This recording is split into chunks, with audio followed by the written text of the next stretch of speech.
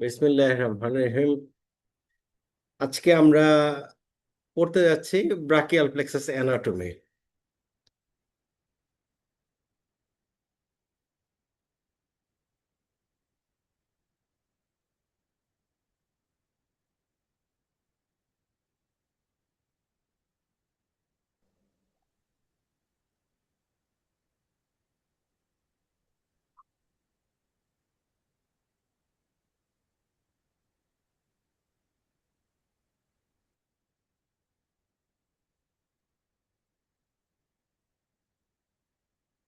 আমার স্ক্রিন কি দেখা যাচ্ছে?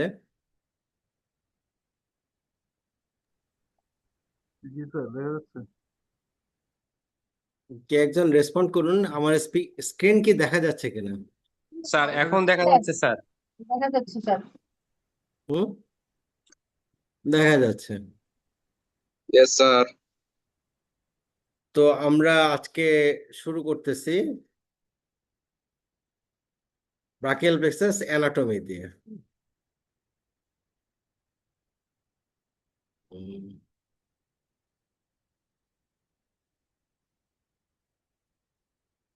ওকে, তো ব্রাকিয়াল প্লেক্সাস ব্রাকিয়াল প্লেক্সাস একটা নার্ভের নেটওয়ার্ক, যেটা আমাদের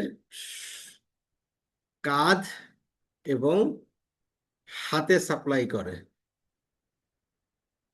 এটা মেরুদণ্ডের দুপাশ থেকে নেমে আসে নার্ভগুলো। তো দুপাশে দুই set, left and right.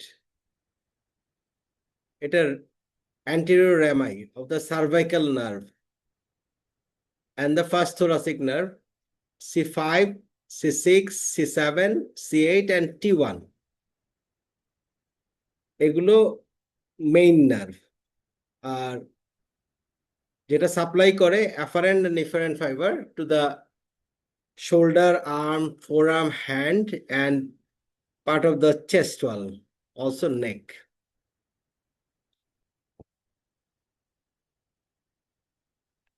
Brachial প্লেক্সাসে যদি অ্যানাটমি পড়তে যাই, তাহলে ফার্স্টেই তো আমরা রুট গুলো পড়েছি। C5 থেকে C8, এরপর একটা T1 আসে, থোরাসিক একটা আসে। এবার কখনো কখনো প্রিফিক্সড অ্যান্ড পোস্ট ফিক্সড আসে, যেটা C4 থেকেও সাপ্লাই আসতে পারে, T2 থেকেও সাপ্লাই আসতে পারে, বাট এটা খুব রেয়ার।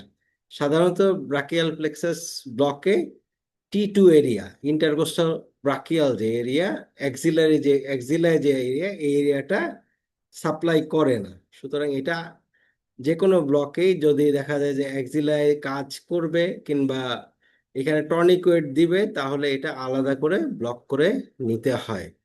তো অনেক সময় টর্নিকেট পেইন হয়, বা ইনসিশনটা এক্সিলার দিকে এক্সটেন্ড করে।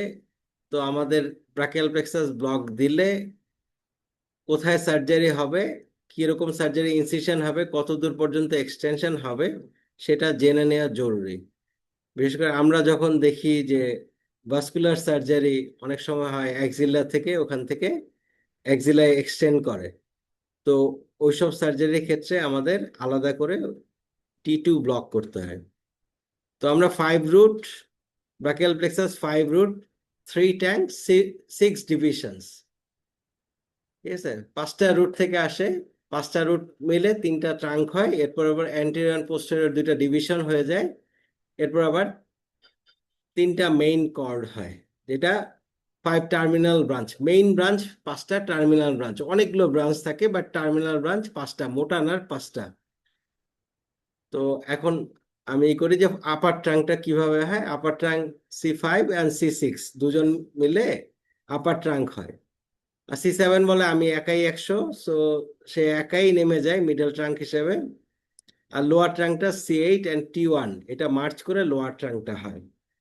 প্রিফিক্সড আর পোস্ট ফিক্সড আমি বলেছি, যেটা মাঝে মাঝে সাপ্লাই থাকে C4 থেকেও আসতে পারে, আবার নিচ থেকে T2 থেকেও সাপ্লাই আসতে পারে, বাট এটা বেশ রেয়ার।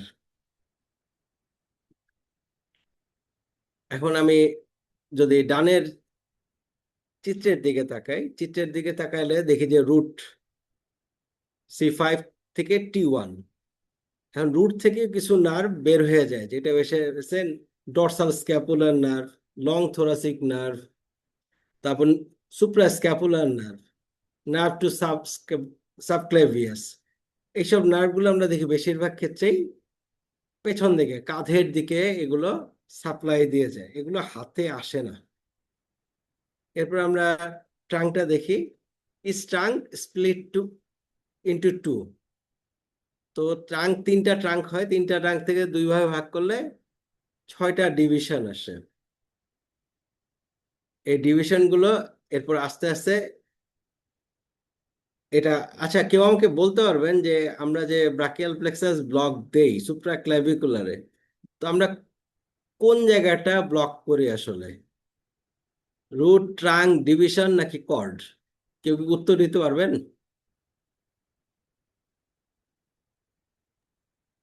ট্রাঙ্ক আর এনিওয়ান? ডিভিশন। হুম, ট্রাঙ্ক আর ডিভিশন। ট্রাঙ্ক আর ডিভিশন, ইয়েস। আহ বেশিরভাগ ক্ষেত্রে আমরা আসলে ট্রাঙ্ক ব্লক করি, ডিভিশনটা ক্লাভিকুলার যখন নিচে যায় ওইখানে ডিভিশন গুলো ইয়া হয়ে যায়। এর উপরে রুট, রুট থেকে ট্রাঙ্ক আসে, আমরা বেশিরভাগ ক্ষেত্রে ট্রাঙ্ক গুলো, হ্যাঁ,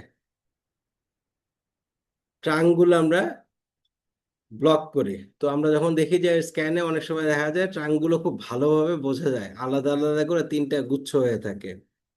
ওকে, তো এখন ডিভিশন হলো, ডিভিশন হওয়ার পর এরপরে কর্ড হবে। এটা relation to axillary artery, axillary আর্টারির রিলেশনে ও ওর পজিশন অনুযায়ী আমরা এটাকে ভাগ করতে পারি। তো অ্যাক্সিলারি আর্টারি, সাবক্লিভিয়ান আর্টারি, এরপর অ্যাক্সিলারি আর্টারি হয়, তাই না? এটা হয়ে যায় হচ্ছে গিয়ে ইনফ্রাক্লাভিকুলার। ক্লাভিকুলার ওইখান থেকে টুইচ হয়ে নিচ দিকে যে নামে সাবক্লিভিয়ান, পরে ওইটা অ্যাক্সিলারি আর্টারি হয়ে যায়। ওকে, তো এখন আসি posterior cord. Posterior cord, posterior cord হচ্ছে গিয়ে সবচেয়ে মোটা, থিক। হ্যাঁ, এই পোস্টেরিয়র কর্ড, এটা হচ্ছে গিয়ে পোস্টেরিয়র কর্ড হচ্ছে গিয়ে তিনটা পোস্টেরিয়র ডিভিশন থেকে এর সাপ্লাই C5 থেকে T1 পর্যন্ত আসে। তো পোস্টেরিয়র কর্ডের ইম্পর্টেন্ট নার্ভস, হ্যাঁ, ইম্পর্টেন্ট নার্ভস গুলো আমরা এখানে যদি দেখি, পোস্টেরিয়র কর্ড মোটা, কিন্তু ইম্পর্টেন্ট নার্ভ আসে কি কি আছে এখান থেকে? রেডিয়াল নার্ভ, ঠিক আছে? রেডিয়াল নার্ভ পোস্টেরিয়র থাকে, অ্যাক্সিলারি নার্ভ এটা পোস্টেরিয়র কর্ড থেকে আসে, এগুলা পোস্টেরিয়র কর্ডের মেইন নার্ভ। হ্যাঁ, এরপর হচ্ছে গিয়া আপার সাবস্ক্যাপুলার নার্ভ আসে, থোরাকো ডর্সাল নার্ভ আসে, লোয়ার সাবস্ক্যাপুলার নার্ভ আসে। এটা স্ক্যাপুলার ওই আশপাশে গুলো সাপ্লাই দেয়, পেছন দিকে দেয়। বাট হাতের দিকে মেইনলি রেডিয়াল অ্যান্ড অ্যাক্সিলারি এখানে আসে। এখন ল্যাটারাল কর্ড, ল্যাটারাল কর্ড আবার হচ্ছে কি, এটা form by anterior division of upper and middle trunk. তো ট্রাঙ্কের C5 থেকে C7। আর মিডিয়াল কর্ড সিম্পলি এটা লোয়ার যে ইয়া আছে C8 অ্যান্ড T1, এইটা সরাসরি মিডিয়াল কর্ডে হিসেবে নেমে যায়। তো আমরা যদি এখন নার্ভের দিকে তাকাই, তাহলে দেখা যায় যে ল্যাটারাল কর্ড থেকে ইম্পর্টেন্ট নার্ভ আসে মাস্কুলোকিউটেনিয়াস নার্ভ আর medial cord of the median nerve. ঠিক আছে, মিডিয়ান নার্ভ ল্যাটারাল এবং মিডিয়াল দুইটা থেকেই সে মিলে মিডিয়ান নার্ভ হয়। তো এখানে এখন আছে কি মিডিয়াল কর্ড, মিডিয়াল কর্ড থেকে আসে কি হচ্ছে important nerve, medial cord of the median nerve, আন্নান নার্ভ। আর দুইটা নার্ভ খুব সুন্দর আসে, এই দুইটা বুঝতে হবে। এই দুইটা হচ্ছে কি medial cutaneous nerve of arm and medial cutaneous nerve of forearm. এগুলো ইম্পর্টেন্ট কিসের জন্য বলছি, ভাগ ভাগ করে বলতেছি কেন, কারণ আমি দেখা যায় যে এক পর্যায়ে আমি যদি অ্যানাটমি এটা ভালো করে না বুঝি, তাহলে দেখা যায় যে কোন কর্ড বা কোন নার্ভটা আমার ব্লক হয় নাই সেটা আমি কিভাবে পরে নেগোশিয়েট করতে পারবো, এটা যদি আমার হাতের অ্যানাটমি সম্বন্ধে, হ্যাঁ, আমার যদি ক্লিয়ার ধারণা না থাকে, তাহলে আমি পরে আর এটা করতে পারবো না। এটা এমন না যে এটা স্পাইনাল দিলাম পার্সিয়াল হলো, আবার কিছু করার নাই, আবার স্পাইনাল দেওয়া, বাট এটা আমরা নেগোশিয়েট করতে পারি। পার্শিয়াল হইলে আমরা এটা টপ আপ করতে পারি, বা আমরা কখন বুঝতে পারি এটা পার্শিয়াল হয়েছে আগে থেকেই বুঝে ফেলতে পারি। তো এই হাতের কোন জায়গায় কোন নার্ভটা কাজ করে এবং ওইটার কিউটিনাস সাপ্লাই কোন এরিয়াটায়, তো এরিয়াটা বোঝা জরুরি। এখন আসি যে ব্রাঞ্চগুলো। তাহলে lateral border of the pectoralis minor muscle, এইটা ডিভাইডেড হয়ে যায় ইন দ্য টার্মিনাল ব্রাঞ্চেস। তাহলে পেক্টোরাস মেজর মাসেল মানে এক্সিলার, ইহতের পেক্টোরাস মেজর আর মাইনর এক্সিলা এসে এগুলো টার্মিনাল ব্রাঞ্চের রূপ নেয়। আমি আগেই বলেছি মেইন মোটা মোটা নার্ভ গুলো কোনগুলো, musculocutaneous, median nerve, ulnar nerve, radial nerve and axillary nerve.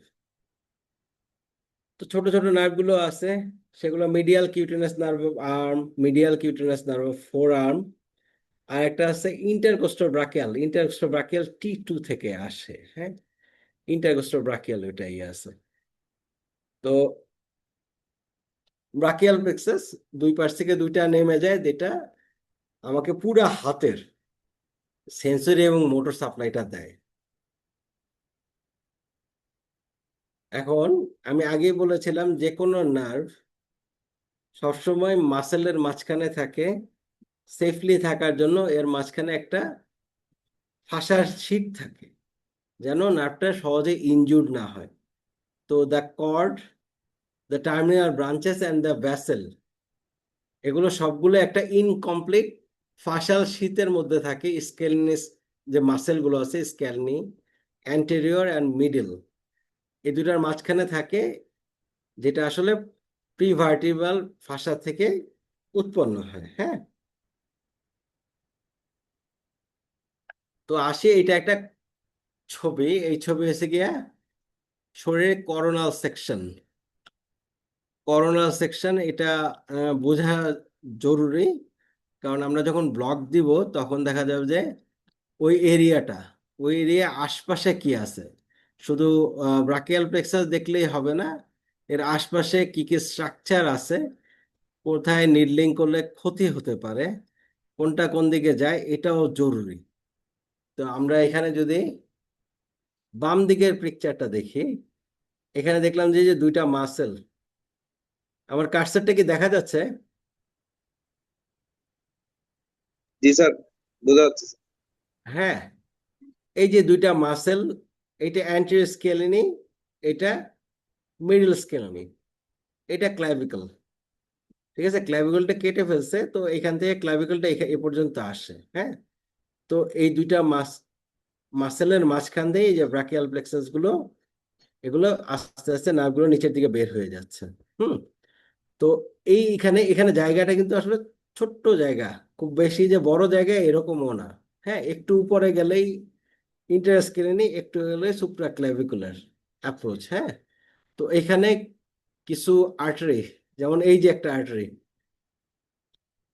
ঠিক আছে, ট্রান্সভার্স সার্ভাইকাল আর্টারি, আমরা যখন ব্লক দিব, ইন্টারস্কেনে ব্লক দিব, তখন এই আর্টারিটা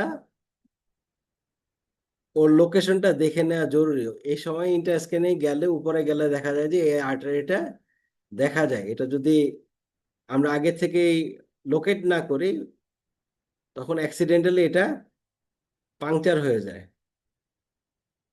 এরপর আসি, এই যে এটা আছে গিয়া ফ্রেনিক নার্ভ। এই যে ফ্রেনিক নার্ভ, অ্যান্টেরিয়র স্কেলেনের উপরে ফ্রেনিক নার্ভ। যদি আমরা এই ফাসাল শীতের মধ্যে না থাকি, কোনো আমাদের লোকাল অ্যানাস্থেটিক্স উপচায় পড়ে যায় বা বেশি হয়, ভলিউম যদি বেশি হয়, তাহলে বেশিরভাগ ক্ষেত্রে দেখা যায় যে এই ফ্রেনিক নার্ভটা ব্লক হয়ে যায়। তারপর আসি, এসে ডর্সাল স্ক্যাপুলার নার্ভ, এই যে এখান থেকে এই পর্যন্ত যাচ্ছে। তো এইখানেও ডর্সাল স্ক্যাপুলার নার্ভটা আমরা ইনজিউর করতে পারি যদি আমরা অনেক বেশ উপরে চলে যাই। তো এগুলো লাইন অফ ফায়ারে চলে আসে। তো আমাদের এই স্ট্রাকচারগুলো, আমরা যে ব্লক দিব, এই স্ট্রাকচারগুলো আমরা দেখে নেওয়া জরুরি। এখন আসি ডান পাশের পিকচারে। ডান পাশের পিকচার, ওখান থেকে এই নার্ভগুলো নেমে যাচ্ছে, কোনটা হাতের কোন পজিশন দিয়ে নেমে যাচ্ছে সেইটাও বোঝা জরুরি। এইটা এই যে আর্টারি, অ্যাক্সিলারি আর্টারি হয়ে গেল, অ্যাক্সিলারি আর্টারি গিয়ে দুই ভাগে ভাগ হয়ে গেছে এখানে, ঠিক আছে। এলবোতে এসে দুই ভাগে আছে, মিডিয়াল আর রেডিয়াল। আমি এখান থেকে যদি যাই এদিকে, এই যে এই সাইডটায়, এখানে অ্যাক্সিলারি নার্ভ এখানে ই করে।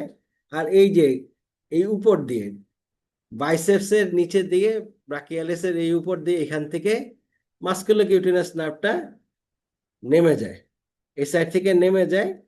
মাস্কুলোকিউটেনাস নার্ভটা ল্যাটারাল সাইডে, ল্যাটারাল ফোর আর্মে সাপ্লাই দেয়। আর এটার এলবোতে অ্যাকশন আছে, মোটর অ্যাকশন আছে, মোটর ফাইবার গুলো, বাট কিউটিনাস সাপ্লাই এটা lateral side of the four arm. এরপরে আমি যদি আসি, এখানে আছে গিয়া রেডিয়াল নার্ভ, রেডিয়াল নার্ভ আর নিচ থেকে আসে, নিচ থেকে এসে এখানে সুপারফিশিয়াল এবং ডিপ, এখানে দুইটা ইয়া দেয়, ব্রাঞ্চ দিয়ে দেয়। তো আমার যদি রেডিয়াল নার্ভটা ব্লক করতে হয়, সুপারফিশিয়াল আর ডিপ ব্রাঞ্চ, হ্যাঁ, এখানে যদি আমি এখানে ব্লক করতে চাই, ফোর আর্মে ব্লক করতে চাই, ফোর আর্মে ব্লক করতে হলে তাহলে দেখা যায় যে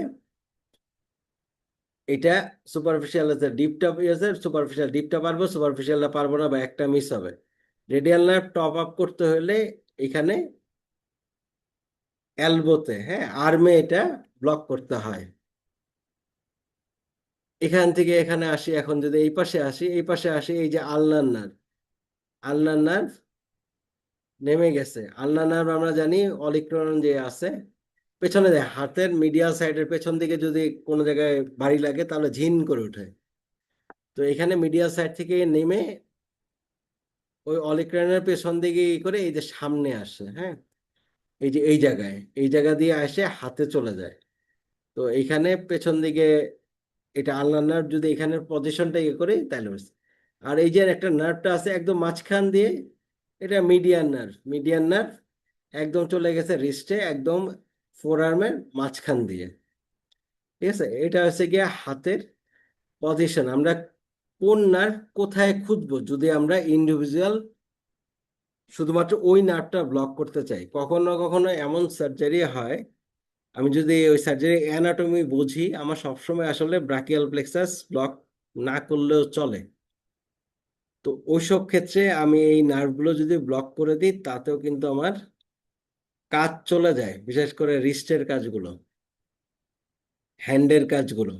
তো আমাকে এই অ্যানাটমিটা এবং ওই নার্ভটা কোথা দিয়ে গিয়েছে এবং কোথায় সাপ্লাই করতেছে, কি সাপ্লাই করতেছে, কাদের সাপ্লাই করতেছে, এটা জেনে নেওয়া জরুরি। বোঝা গেছে? জি স্যার। ক্লিয়ার? হুম। জি স্যার। স্যার ওই রেডিয়াল কোশ্চেন, নার্ভটা হ্যাঁ, একটু আরেকটু বলবেন স্যার, রেডিয়াল নার্ভের স্যার কোর্স অফ ডিস্ট্রিবিউশনটা স্যার। রেডিয়াল নার্ভ, এই স্যার যে রেডিয়াল নার্ভ, এই যে রেডিয়াল নার্ভ এখান থেকে ঢুকতেছে, হ্যাঁ, বাইসেপস এর ইয়া দিয়ে, বাইসেপস এর নিচ দিয়ে। মাস্কুলোকিউটেনাস নার্ভ এই যে উপর থেকে এখান থেকে এই পাশে চলে আসতেছে এলবোর এখানে, হ্যাঁ, এই সাইড থেকে মাস্কুলোকিউটেনাস নার্ভ ল্যাটারালে চলে আসতেছে। আর মিডিয়াল নার্ভ এইখানে, এই রেডিয়াল নার্ভ বাইসেপস ব্রাকায় নিচে আমরা রেডিয়াল নার্ভ যদি আমরা খুঁজি ল্যাটারাল, আর্মের ল্যাটারাল সাইডে আমরা একদম মাঝখানে ধরলে মিডিয়াল নার্ভ পাবো, ল্যাটারাল দিকে গেলেই দেখা যায় যে রেডিয়াল নার্ভটা ওখানে ভেসে ওঠে। ওকে, জি স্যার। ক্লিয়ার?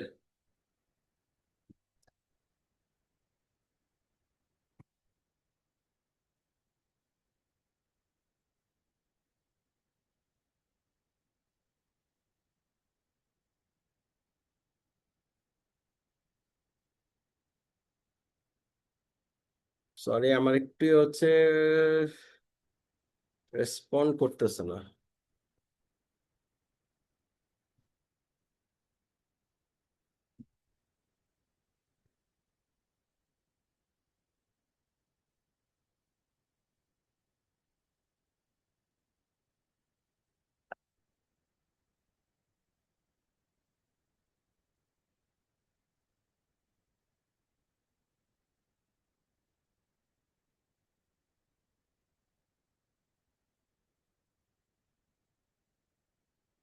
সরি, হ্যাঁ গিয়েছে।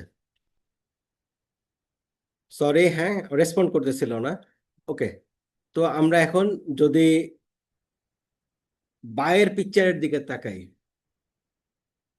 তো এখান থেকে ওই যে মাসেল টাসেল সব নাই, তো ওই যে এখান থেকে দেখাচ্ছে রুটগুলো কোন পর্যায়ে আছে। তো আমরা যেটুকু আছে সুপ্রা ক্লাভিকুলার যে অ্যাপ্রোচ, এই অ্যাপ্রোচে আমরা সাধারণত ট্রাঙ্ক ব্লক করি, ট্রাঙ্ক। ঠিক আছে, ডিভিশন হয়েছে গিয়ে জাস্ট ক্লাভিকুলার নিচে এসে এটা ডিভিশন হয়ে যায়। এরপর অ্যাক্সিলায় গিয়ে এগুলো কর্ড, এখান থেকে অ্যাক্সিলার দিকে এসে এগুলো কর্ডগুলো যায়। ইনফা ক্লাভিকুলার অ্যাপ্রোচে আমরা কর্ডগুলো ব্লক করি, এবং টার্মিনাল ব্রাঞ্চে গুলো আমরা অ্যাক্সিলায় গিয়ে ব্লক করি। হ্যাঁ, এই সবগুলো একটা শীতের মধ্যে থাকে। শীতের মধ্যে থাকে, তো আমাকে ওই শীতের মধ্যে ঢুকতে হবে। আবার এখন নর্মাল যেগুলো বলা হইতেছে, এখন শীতের মধ্যে না গেলেও নাকি চলে। হ্যাঁ, অনেকে শীতের মধ্যে না ই করে জাস্ট ওই নার্ভের কাছাকাছি গিয়ে দুইটা মাসেলের মাঝখানে দিলেও নাকি ডিফিউশন হয়ে চলে যায়। বাট আমরা যেভাবে শিখেছি, আমরা ইন্টারস্ক্লেনি ওই শীটটা পাংচার করে আমরা ভেতরে দিই, তাহলে ব্লকটা ডেন্স হয়। এখন আসি আমরা ডান দিকের পিকচারে। ডান দিকের পিকচারে আমরা শিখবো নার্ভগুলো আসলে কোথায় কোনটা ডিস্ট্রিবিউট হয়। তো এই যে সুপ্রা ক্লাভিকুলার নার্ভ আসে হচ্ছে গিয়ে সার্ভাইকাল প্লেক্সাস থেকে। তো আমার যদি শোল্ডার সার্জারি করতে হয় এবং ইনসিশন যদি উপরে যায়, তাহলে আমাকে সার্ভাইকাল প্লেক্সাস এবং ইন্টারস্ক্লেনি ব্লক একসাথে দিতে হয়, নাহলে পেশেন্ট টের পায়, কষ্ট হয়। তো শুধু যদি আমি অ্যানাটমি না বুঝি, ইনসিশন না বুঝি, আমি শোল্ডার সার্জারি শুধুমাত্র সুপ্রাক্লাভিকুলার ব্লক দিয়ে, ইন্টারস্ক্রেনিয়াল ব্লক দিয়ে করতে যাই, তাহলে পেশেন্টের কষ্ট হতে পারে। তো এখানে যদি ক্লাভিকল সার্জারি হয় বা শোল্ডার সার্জারি হয়, এক্সটেন্সিভ সার্জারি হয়, আমরা সুপ্রাক্লাভিকুলার নার্ভটার জন্য সুপারফিশিয়াল সার্ভাইকাল প্লেক্সাসও ব্লক করতে হবে। তো এই যে এই এরিয়াটা হাতের যদি আমি দেখি, এই এরিয়াটা অ্যাক্সিলারি নার্ভ সাপ্লাই করে। আর এই যে আমি বলছিলাম ইন্টারকোস্টাল ব্রাকিয়াল, এই জায়গাটা আসলে ব্রাকিয়াল প্লেক্সাস ব্লক দিলে কাজ হয় না। তো medial side of the arm যদি সার্জারি হয়, আমরা অনেক সময় ভাস্কুলার সার্জারি করি, বেশিরভাগ ক্ষেত্রে ভাস্কুলার সার্জারি যারা ওরা এটা অপারেশন করে, বাইপাস অপারেশন করে ভাস্কুলার সার্জনরা, তখন এখানে ইনসিশন দেয়। এখানে ইনসিশন দিলে ইন্টারকোস্টাল ব্রাকিয়াল নার্ভ ব্লক না করলে পেশেন্টের কষ্ট হবে।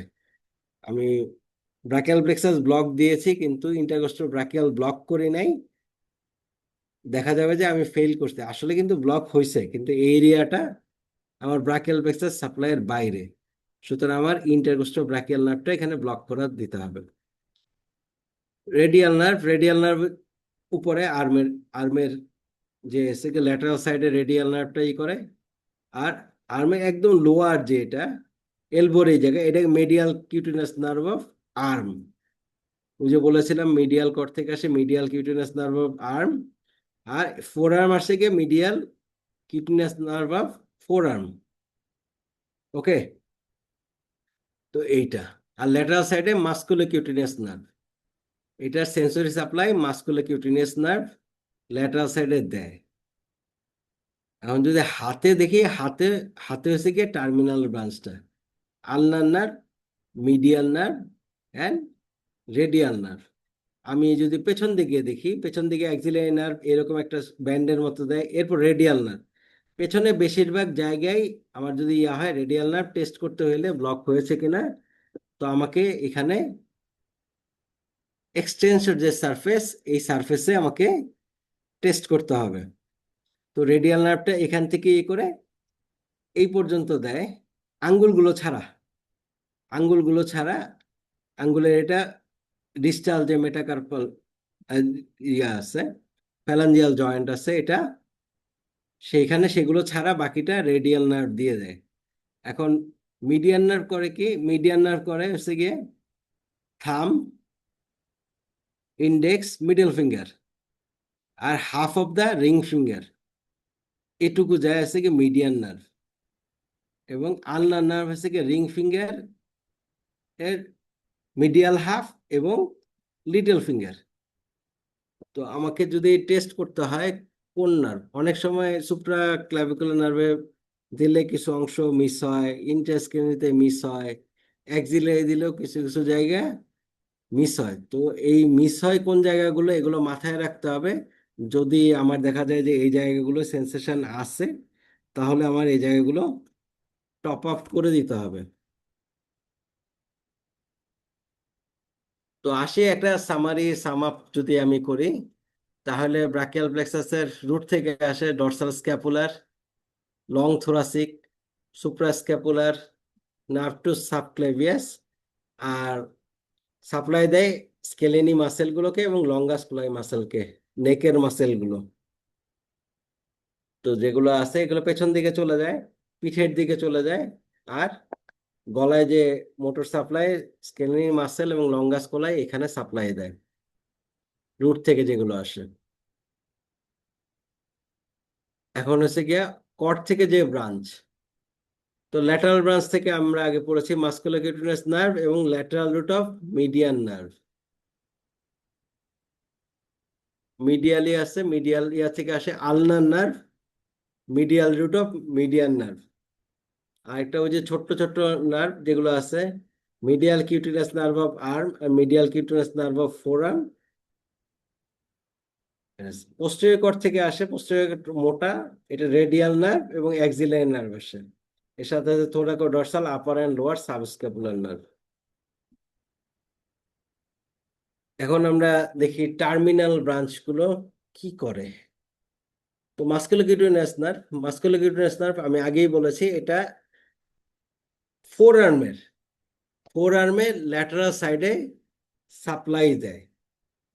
আর এটা মোটর সাপ্লাই হচ্ছে গিয়ে এলডো এবং শোল্ডার ফ্লেকশন করে, আর ফোর আর্ম সুপাইনেশন করে। ঠিক আছে। তো আমরা যদি মাস্কুলোকিউটিনাস নার্ভ টেস্ট করতে হয় তাহলে ল্যাটারাল সাইড অফ ফোর আর্মে আমরা পিঞ্চ করব, আর পেশেন্টকে বলবো এলবো এবং শোল্ডার ফ্লেক্স করতে পারছে কিনা। অনেক সময় সার্জনরা বলে, মানে ওদের ওনারা বলেন যে ভালো ব্লক হয়েছে, এটা টেস্ট কি, এটা টেস্ট হয়েছে পেশেন্ট জিন্দাবাদ করতে পারে না। তার মানে উপরের দিকের যে কর্ডগুলো ব্লক হয়, ভালো ব্লক হয়, তাহলে শোল্ডার ফ্লেকশন করা যায় না, এলবো ফ্লেকশন করা যায় না, হ্যাঁ, জিন্দাবাদটা আর হয় না। ওকে, এখন এক্সিলারি নার্ভ ওই যে C5 অ্যান্ড C6 থেকে আসে। তো সেটা করে কি motor to deltoid and teres minor, এই দুইটা করে shoulder abduction and external rotation করে, and sensory to the shoulder joint. Axillary নার্ভটা উপর দিকে থাকে, নিচের দিকে, এটা শোল্ডারের নিচে এটার কোনো কাজ নাই। রেডিয়াল নার্ভ বললাম মোটা, পেছন দিকে আসে, এটা পেছন থেকে থেকে নেমে যায়। এটা মোটর সাপ্লাই করে ট্রাইসেপস মাসেলকে, আর এক্সটেনসর যে ফোর আর্মের যে এক্সটেনসর সব মাসেলকে এটা সাপ্লাই করে মোটর। সেন্সরি সাপ্লাই হচ্ছে posterior part of the entire arm, পেছনের যে হাতের যে পেছন দিক থেকে আসে সেগুলা এন্টায়ার ফোর আর্ম এবং হ্যান্ড, পেছনের পুরো ঢুকে ওই যে আঙ্গুলগুলোর মাথাগুলো বাঁধে। তো রেডিয়াল নার্ভ ব্লক হয়েছে কিনা আমি টেস্ট করব পেছন দিকে, ফোর আর্মের পেছন দিকে, হ্যান্ডের পেছন দিকে। আর মিডিয়ান নার্ভ থেকে মিডিয়াল কর্ড, ল্যাটারাল কর্ড থেকে আছে রুট ভ্যালু C5 থেকে T1, এটা motor supply, motor to forearm flexor muscle of the forearm. তার মানে হাতের সামনের দিকের যে মাসেল আছে ফোর আর্ম, সেগুলো ফ্লেক্সর যে কম্পার্টমেন্ট, এই কম্পার্টমেন্টে মোটর সাপ্লাই দেয়। আর থিনার মাসেল, মিডিয়ান নার্ভ যদি এন্ট্রাপমেন্ট হয় তাহলে থিনার মাসেল শুকায় যায়। ঠিক আছে। এটা যে থাম্বের যে গোড়ায় থিনার মাসেল, সেই মাসেলটায় সাপ্লাই দেয়। তো মিডিয়ান নার্ভের সমস্যা হলে ওকে করতে পারে না, ওকে সাইন এটা হয় না। তো তো সেন্সরি করে কি ওই যে বললাম বুড়ো আঙ্গুল, ইন্ডেক্স এবং middle finger, and part of the ring finger এখানে সেন্সরি সাপ্লাই করে, median nerve. Ulnar nerve, ulnar nerve হচ্ছে ফোর আর্মের সব ইন্ট্রিনজিক মাসেল। যদি আলনা নার্ভে কোনো সমস্যা হয় তাহলে হচ্ছে আমি যদি বলি আলনা নার্ভ ঠিক মতো ব্লক হয়েছে কিনা, পেশেন্টকে আঙ্গুল ছড়াই দিতে বললে সেটা পারবে না, এটা ক্ল হ্যান্ডের মতো হয়ে যায়। ঠিক আছে, পারমে ইয়াতে লিটল ফিঙ্গার এবং part of the ring finger, medial side of the ring finger, এই জায়গায় সে পারে না। ঠিক আছে, এখানে তার সেন্সরি সাপ্লাই থাকে না আলনার নার্ভ হলে। হ্যাঁ, এটা নিচের দিকে। তো এখন হচ্ছে medial cutaneous nerve of arm, আমি দেখলাম ছোট এলবোর ওইখানে পাশে ছোট একটা জায়গা মিডিয়াল কিউটেনাস নার্ভ আর্ম দেয়। আর মিডিয়াল সাইডে medial cutaneous nerve of forearm. হ্যাঁ, তো এগুলো যদি ইয়া হয় এখান থেকে ইনফিল্ট্রেশন করলো এই নার্ভগুলো আমরা ব্লক করতে পারি। এখন ল্যাটারাল মিডিয়াল পেক্টোরাল নার্ভ, এটা পেক্টোরাল ইয়াতে, and upper and lower subscapular nerve, thoracodorsal nerve, এটা পেছন দিকে এটা লাগবে। এতক্ষণ যা বললাম এর একটা ক্লিনিক্যাল সিগনিফিকেন্স আছে। এই নলেজগুলো তখন দরকার হবে যে একটা সিঙ্গেল শট আমি কখনোই দেখা যায় যে দিলাম ই করলাম, কিন্তু কিছু কিছু মোস্ট পারফেক্ট ব্লকেও মাঝে মাঝে কিছু কিছু নার্ভ স্পেয়ার করে। তো আমাকে বুঝতে হবে সার্জারিটা কোথায় এবং আমি কোন অ্যাপ্রোচে ব্লকটা দিব। এখন আমার যদি শোল্ডার সার্জারি হয়, ইন্টারস্ক্যানে ব্লক দিছি, আলনার এবং রেডিয়াল স্পেয়ারিং হয়ে গেছে, আমার অসুবিধা নাই, কারণ শোল্ডারে ওখানে আমার এটা না হইলেও চলে। কিন্তু যদি হ্যান্ড সার্জারি হয়, আমি ইন্টারস্কেলিনি দিয়ে বসছি, তখন দেখা যায় আলনার স্পেয়ারিং হয়ে গেছে, রেডিয়াল নার্ভটাও হয় নাই, তাহলে আমি ওখানে পারফেক্ট ইন্টারস্কেনে ব্লক দিলেও আমার সেই পারপাস সার্ভ করবে না। এখন আমি সুপ্রাক্লাভিকুলার অ্যাপ্রোচ বলি। সুপ্রাক্লাভিকুলার অ্যাপ্রোচ যদি আমি দেখি, আমি যে অ্যানাটমিক্যাল যে সাইটটা আছে, আমি যেখানে পাংচার করব, এই পাংচার যদি একটু উপরে হয় এবং ওষুধটা যদি আমার নিচের দিকে স্প্রেড না করে, অনেক সময় আলনার স্পেয়ারিং হয়। তো সুপ্রাক্লাভিকুলার ব্লক দিতে হলে এর জন্য আমাকে দুইটা সাইডে নিডেলটা নিতে হয়, যেন আমার আলনার স্পেয়ারিং না হয়।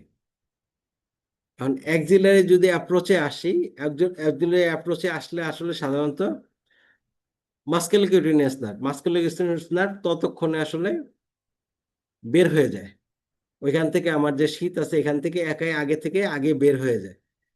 তো আমি অ্যাক্সিলারি অ্যাপ্রোচে মাস্কুলোকিউটেনিয়াস নার্ভ, আমার যদি ইনসিশনটা হয় যে রেডিয়াসে, রেডিয়াস এখানে সার্জারি করবো ইয়া করবো, আমার মাস্কুলোকিউটেনিয়াস নার্ভ আমার স্পেয়ার করছে, তাহলে আমার ব্লক ঠিক আছে, কিন্তু আমার পেশেন্ট ডিস্টার্ব করবে। তো আমাকে মাস্কুলোকিউটেনিয়াস নার্ভ এটা ব্লক করে নেওয়া জরুরি আলাদাভাবে।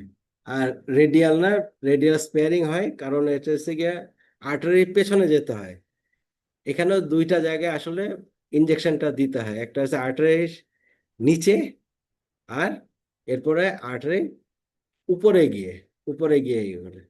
আর যেহেতু ইন্টারকোস্টাল ব্রাকিয়াল টি টু, এটার বেশিরভাগ সময়ই ব্রাকিয়াল প্লেক্সাস ব্লকের অংশ না, সুতরাং অনেক সময় আমার এখানে যদি অ্যাক্সিলায় করতে হয়, অ্যাক্সিলারি ইয়া করতে হয়, ইনসেশনটা ওইদিকে আসে, উপর দিকে স্প্রেড করে মিডিয়াল আর্মের মিডিয়ালে, যদি ফোরআর্ম উপর দিকে বেশি, আর্মের যদি উপর দিকে স্প্রেড করে, কিংবা অনেক সময় টর্নিকেট থাকে, টর্নিকেট পয়েন্ট সাধারণত ইসকেমিয়ার জন্য হয়।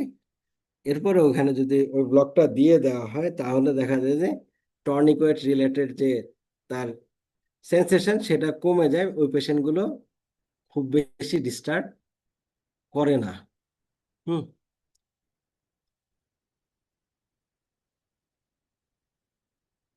তো এই হয়েছে গিয়ে ব্রাকিয়াল প্লেক্সাস। এখানে কারো কিছু বুঝতে অসুবিধা আছে কিনা, বা কেউ কিছু কোনো কোনো স্লাইড রিপিট করতে হবে কিনা?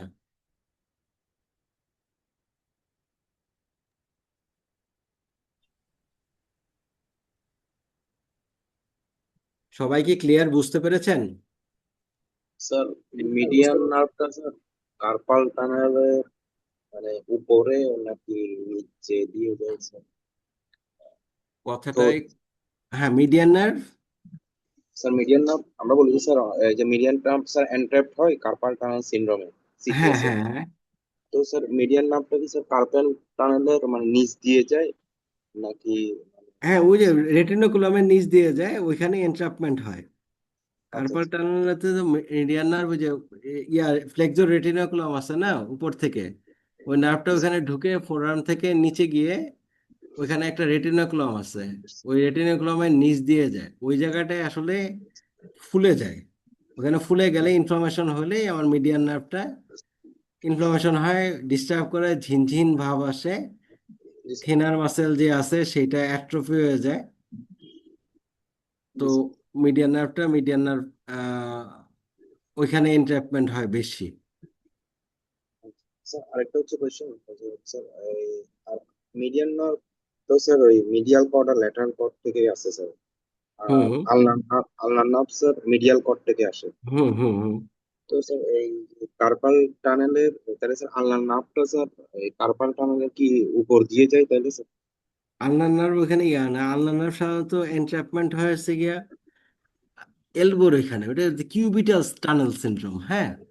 আচ্ছা আচ্ছা স্যার। ওইখানে এলবোর ওই যে অলিক্রানের নিচ থেকে এসে এরপর ওইখান থেকে দুইটা মাসেলের মাঝখানে ঢুকে, দুইটা আচ্ছা ওই মাসেলের মাঝখান থেকে ওইখানেই বেশিরভাগ ক্ষেত্রে আলনা নামটা এন্ট্রাপমেন্ট হয়। আর নিচে এন্ট্রাপমেন্ট হইতে পারে যেটা হচ্ছে রিস্টে এসে। তো এখানে উপর থেকে আমাদের যখন এন্ট্রাপমেন্ট সিনড্রোম আমরা ডিটেক্ট করতে চাই, তখন আমরা তখন পুরো আলনার নার্ভটাই, যদি কিউবিটাল টানেল সিনড্রোম আমি ডায়াগনোসিস করি যে আমার এটা কিউবিটাল টানেল সিনড্রোম হতে পারে, তাহলে আমি এন্টায়ার নার্ভটাই উপর থেকে, এলবো থেকে, আমি উপর থেকে ওটা ট্রেস করে নিচের জি স্যার। দিকে নামতে থাকি। তো দেখা যায় যে উপরে যে অংশ আছে এই অংশ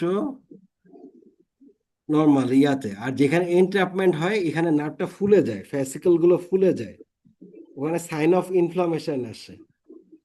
তো ওই ফোলা জায়গাটা পর্যন্ত আমার যেতে হয় ট্রেস করে কোন জায়গায় আসলে এন্ট্রাপমেন্ট হয়েছে। যে জায়গায় ফাঁসি লাগে এই জায়গায় ওটা ফুলে যায়, ওটা ফুললেই ওখানে ব্যথা শুরু করে। ওখানে তখন মাইক্রোভাস্কুলার যে ইয়াগুলো আছে, আমি যে পাওয়ার ডপলার দেই, দেখি ওখানে ভাস্কুলারিটি বেড়ে যায়। আর ওই নার্ভটা নর্মাল যে অংশ এই অংশ থেকে ফোলা থাকে। তো আচ্ছা এ আচ্ছা থেকে আমাদের টেস্ট করে বুঝতে হয় যে এটা কোন জায়গায় এন্ট্রাপমেন্ট হয়েছে, অ্যাকচুয়াল এন্ট্রাপমেন্ট সাইট, এটা ডিটেক্ট করতে হয়। আচ্ছা। ক্লিয়ার? Thank you. জি sir, clear sir, thank you. ওকে।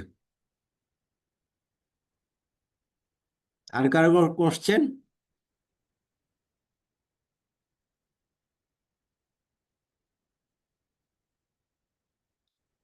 ওকে, তাহলে আগাই।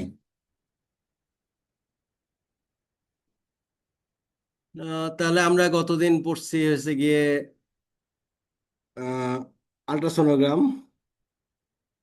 মেশিন, মেশিন কিভাবে ফাংশন করে, মেশিন কিভাবে সেট করব। এরপর আমরা করলাম যে আমরা নিডেল কিভাবে দেখব। দুইটা শেষ। এখন আমরা যেহেতু 3 নম্বর কাজ হয়েছে, 3 নম্বর কাজ হচ্ছে গিয়ে আমরা কি ওষুধ দিব, কতটুকু দিব। তো ওষুধে ঝামেলা হইলে, টক্সিসিটি হইলে আমাদের এটা বুঝতে হবে এবং এটা ম্যানেজ করতে হবে। ব্লক না হইলে কোনো অসুবিধা নাই, আমি আগামীকাল আবার শিখে গিয়ে আবার দিতে পারবো।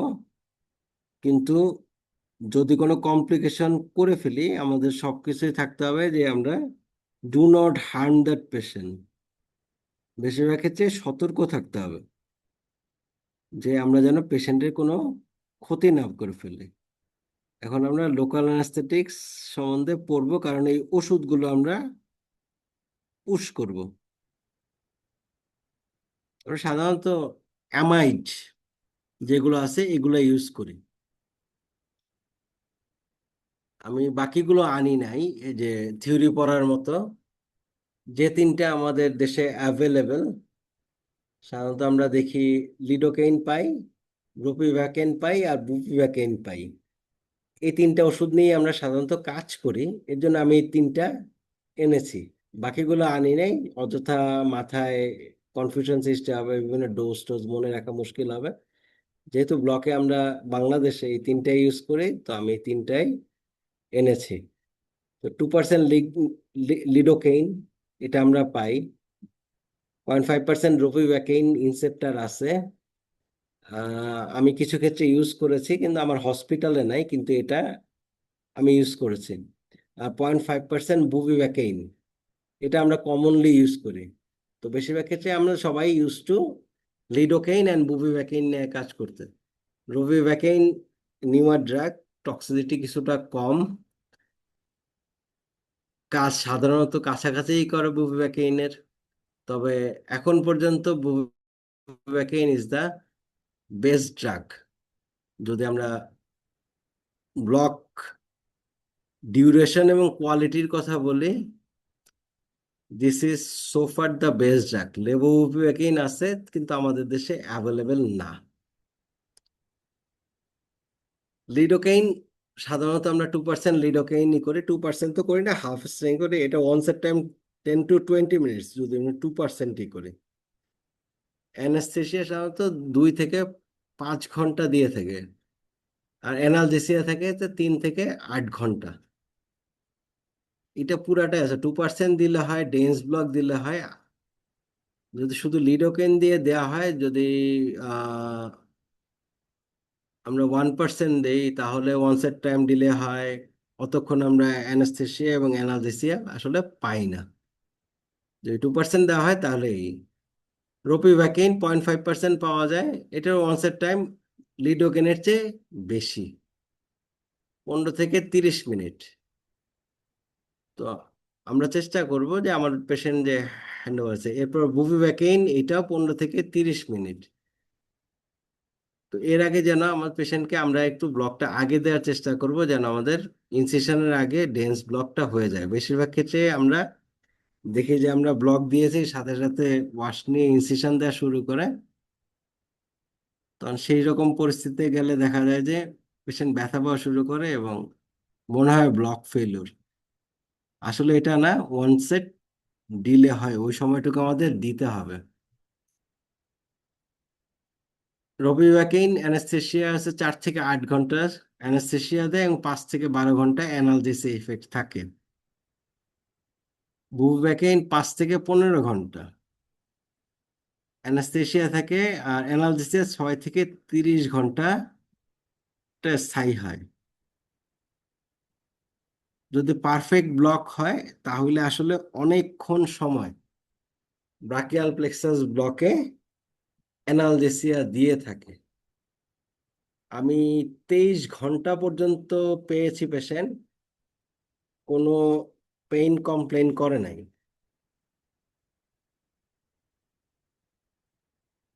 তো এখন লোকাল অ্যানেস্থেটিক যদি slower onset time is used, we have to allow sufficient time before testing for the anesthetic effect. তো আমাদের সার্জনদের কাছে আমরা সাধারণত দেখি যে প্র্যাকটিক্যালি সবসময় আমরা স্পাইনাল দিই, ইপিডুরাল দিই, বা যে কোনো ব্লক দিয়ে আমরা পেশেন্টকে টেস্ট করি না, পার্শিয়াল হয়েছে কিনা সেটাও টেস্ট করি না।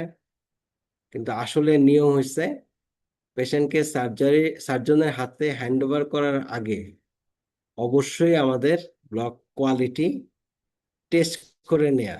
না হলে আমাদের প্রায় দেখা যায় যে আমরা এম্বারাসড ফিল করি, পেশেন্টেরও কষ্ট হয়। তো আমাদের অনসেট টাইম এগুলো সবকিছু হিসাব করে আমাদের এটা করতে হবে, একটু আগে ব্লক দেওয়া ভালো। একদম ওটি টেবিলে এখন এইমাত্র সার্জারি শুরু হবে, এখনই ব্লক দিলাম আর এখনই ইনসিশন দিবে, এরকম অবস্থায় ব্লক হবে, কিন্তু সময় যদি অ্যালাউ না করা হয় তাহলে বেশিরভাগ ক্ষেত্রে দেখা যায় যে মনে হয় ব্লকটা আসলে হয় নাই। এখন আমরা ব্লক কোয়ালিটি কোয়ালিটি বাড়ানোর জন্য, ডেন্স ব্লক করার জন্য, অনেকক্ষণ যেন ব্লক থাকে, এর জন্য আমরা সাধারণত অ্যাডজুভেন্ট ইউজ করি। এত অ্যাডজেনাইন 1:2 লাখ, ওটা আমরা ইউজ করতে পারি স্টেরয়েড। স্টেরয়েড ইউজ করলে আমরা সাধারণত ডেক্সামেথাসন ইউজ করি। ডেক্সামেথাসন 8 মিলিগ্রাম বলা হয়, 8 মিলিগ্রাম। তো আমরা যে কোনো ব্লকে ওই ভলিউমে 2টা ডেক্সামেথাসন আমরা নিয়ে নিই। 2টা ডেক্সামেথাসন অ্যাম্পুলে 10 মিলিগ্রাম থাকে। আর ম্যাগনেসিয়াম ইউজ করা যায়। ম্যাগনেসিয়াম ইউজ করলে 0.3 ml এটা যোগ করা হয়। সাধারণত 100 থেকে 150 মিলিগ্রাম ম্যাগনেসিয়াম যদি আমরা ব্লকের সময় ইউজ করি, তাহলে অনসেট ফাস্টার হয়, ব্লকটা ডেন্স হয় এবং ডিউরেশনটাও বেশি পাওয়া যায়। আর সবচেয়ে ভালো হয় যদি আমরা এটা প্র্যাকটিক্যালি দেখা গেছে, যদি আমরা টু টু এম এল যে সোডি বাইকার্ব আছে, এখান থেকে 2 ml যদি নেই, প্রত্যেক 20 ml সলিউশনের সাথে 2 ml সোডি বাইকার্ব নিয়ে নিই, তাহলে ওই যে পিকে ভ্যালুটা এটা হয়,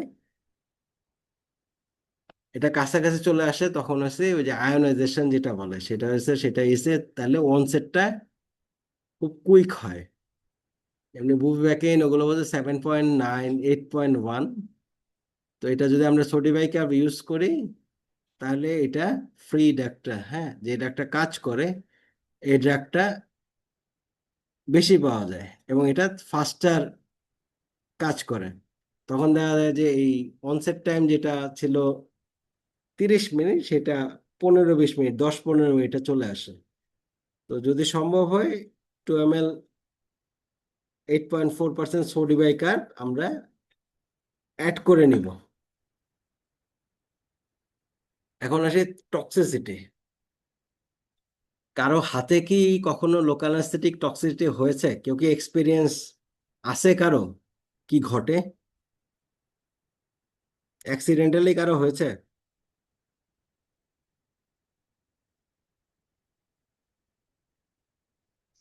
হ্যাঁ, জি ভাইয়া, হয়েছে। আমাদের একটু বলবেন যে কি হয়েছে, কি করলেন, এক্সপিরিয়েন্স একটু যদি শেয়ার করতেন। জি, সালামালাইকুম। এটা 2017-এ আমি যখন আর্লি কিডস টডলার ছিলাম, তো ফার্স্ট ব্লক, আমার লাইফের প্রথম ব্লক আমাকে অ্যালাউ করেছিল। আমি এর আগে কোনোদিন ব্লক দেখিও নি।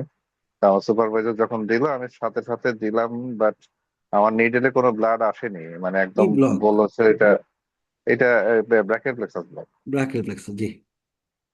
তো যখন আমি পেনেট্রেট করার সাথে নিডেলে যেই ব্লাডটা আসলো, ওটা বললো যে ইগনোরেবল, পুশ করো। আমাকে বলা হলো পুশ করো। ওই ইস্তেকবে আপনি চিনবেন, রাকু ভাই ছিল আর কি। তো আচ্ছা, রাখুন। তখন হ্যাঁ। হ্যাঁ, তো পরে পুশ করার সাথে সাথেই সিভিয়ার কনভালশন আমার হাতে। আমি ছিল, আমার টিপি থাইপেন্ডা সোডিয়াম ছিল, ডায়াজেপাম ছিল, থাইপেন্ডা সোডিয়াম আমি পুশ করি, তখন পেশেন্ট সেটেলড হয়, কনভালশন অফ টার্ন হয়। পেশেন্টকে আমরা পরবর্তীতে আবার রিপিটেড ব্লক দিই, আমার হাতেই রাকুবাই দেয়, এবং আলহামদুলিল্লাহ আমরা সাকসেসফুলি হ্যান্ড সার্জারি করে বের হয়ে আসি। বাট ওটা আমার লাইফের প্রথম ব্লক এবং প্রথমেই টক্সিসিটি হলো। এরপরে আলহামদুলিল্লাহ এখন পর্যন্ত কোনো ব্লক হয় মানে টক্সিসিটি হয়নি। যাক, আলহামদুলিল্লাহ। তাও সবচেয়ে আমার খারাপ জীবনে জিনিসটা আগে বুঝে প্রথম ফেলছেন, থেকে দেখে ফেলছেন। এটা নিয়ে এখনো আমি যখন রিউনিয়নে যাই, এখনো রাজশাহীতে এটা নিয়ে কথা হয় যে শুভ্রর প্রথম ব্লকটাই ছিল হরিবল। Thank you.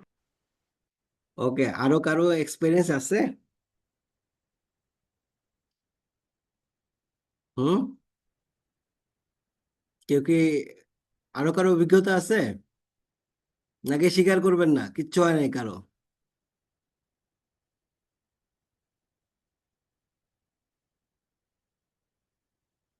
আমার হতে হচ্ছে 2বার। একবার আমি ঢাকা মেডিকেলে, তখন তো ঢাকা মেডিকেলে ট্রেনি, আমরা তখন রাত্রেবেলায় গেলে সবাইকে ইপিডুরাল দিতাম। তো ইপিডুরাল দিছি, টেস্ট ডোজ দিছি, পেশেন্ট অজ্ঞান,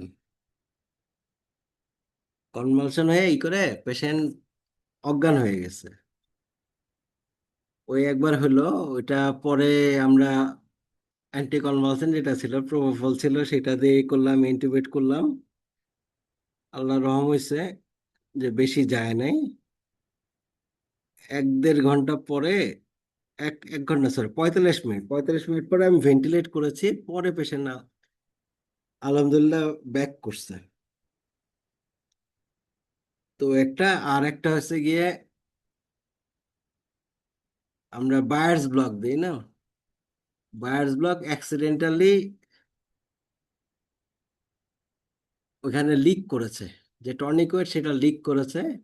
সেটা লিক করার পর আমি ডিটেক্ট করতে পারি, যখন প্রায় 14-15 ml ভলিউম দিয়েছি, তখন পেশেন্ট বলা শুরু করতেছে আমার জিহ্বায় বিস্বাদ লাগতেছে, কেমন যেন লাগতেছে, মুখের চারপাশ দিয়ে কাঁপতেছে। আমি নিজে দেখতেছি তার ইয়াটা কাটতেছে, সার্কামুরাল যে টিংনিং, সেটা আমি চাক্ষুষ দেখেছি। এরপর আস্তে আস্তে পেশেন্ট একটু কনভালশনের মতো হলো, কনভালশনের মতো তো পেশেন্ট অজ্ঞান। তো ওইখানে ইয়ে আছে, লিগনোকেইন ছিল, তো আল্লাহ বাঁচাইছে, বুবিভাক্যানালিতে গেছিল বায়ার্স ব্লকে। পেশেন্টটাও পরে ভেন্টিলেট করি, ভেন্টিলেট করার পর পেশেন্টটা আল্লাহর মতে সেফলি ফিরে আসে। এই দুইটা ঘটনা আমার লোকাল অ্যানাস্থেটিক্স নিয়ে ব্যাড এক্সপিরিয়েন্স বলবো, এটা ঘটেছে। তো এটা আমরা সবসময় সেফ থাকবো, যে যাই করি না কেন, ই করি না কখনো, সবসময় নিজের যে ইনস্টিংক্ট সেটা বজায় রাখবো। আমার দুইটা ক্ষেত্রে আমার হয়েছে, আসলে আমি রিলাই করছিলাম আমার যিনি অ্যাসিস্ট করতেছিলেন সেই টেকনিশিয়ানের উপর। তো টেকনিশিয়ান তো আসলে ডাক্তার না, আমার কলিগ থাকলে হয়তো, টেকনিশিয়ান যখন এসে, টেকনিশিয়ান বা যে কোনো অ্যাসিস্ট, যারা আমাদের অ্যাসিস্ট করেন অপারেশন থিয়েটারে, তারা কোনো কাজ করলে সেটা আবার নিজে ভেরিফাই করা জরুরি। ওইখান থেকে আমি শিখছি যে যাই হোক, ওইখানে কাফ লাগাক আর যাই করুক, কাফটা ঠিক মতো কাজ করতেছে কিনা ফিল, তারপর আমি ওষুধের ভলিউম যে আমি দিতেছি সেটার ফিলটা ঠিক আছে কিনা, হাবে ব্লাড আছে কিনা, এইরকম ইনস্টিংক্ট গুলো সবসময় জরুরি। নিজে ড্রাগ প্রিপেয়ার করা জরুরি। এবং অন্য যদি কোনো কাজ করে, যে আমার কেউ অ্যাসিস্ট করতেছে, তারা তো আসলে ভালোর জন্যই করে, এরপরও তারা ভুল হইতে পারে।